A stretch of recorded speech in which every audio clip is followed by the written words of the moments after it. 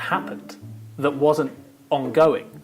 And to use the landscape, locations, internet cafes, places that had seen an involvement in a huge world issue that arguably might have changed the outcome of the US election.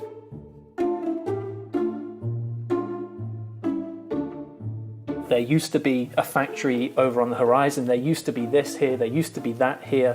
When I began to think about, those jobs and the opportunities, the jobs that were lost, or the opportunities that were now available to Macedonians in that town, particularly to Velez's youth, then that gave me an idea that, well, if there were a feeling of no opportunities, or that young people's options were severely limited, then I could begin to work from that, and that perhaps this story, rather than having people in the midst of doing things, I could rely on the recent history and the location to piece this story together like that.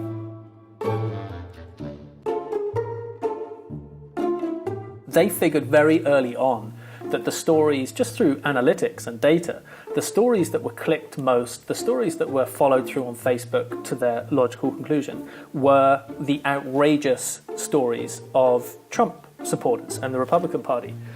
And they very quickly realized that there was much more money to be made, but in very small increments, 0.5 cent, whatever it is through Google ad revenue that you get, that the people that clicked on links the most, who didn't check their veracity, who didn't care for it, who just wanted to see the headline, were Trump supporters.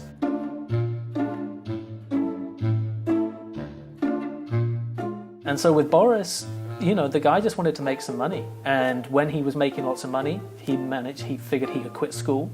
I don't think his teachers were particularly, strong at trying to get him to remain in school. He was making a lot of money, more money than they would in a year.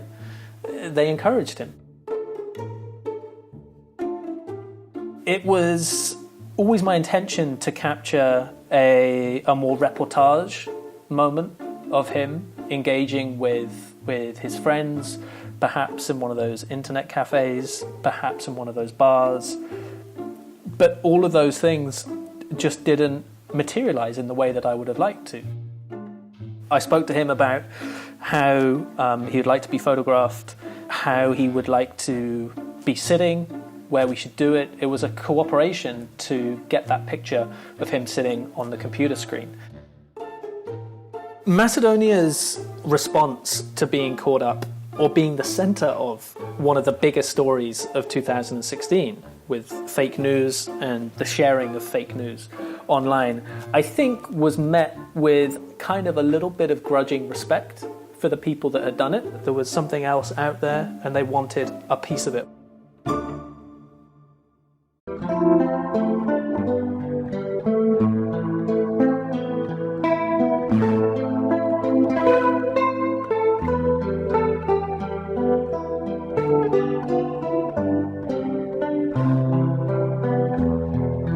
Yeah.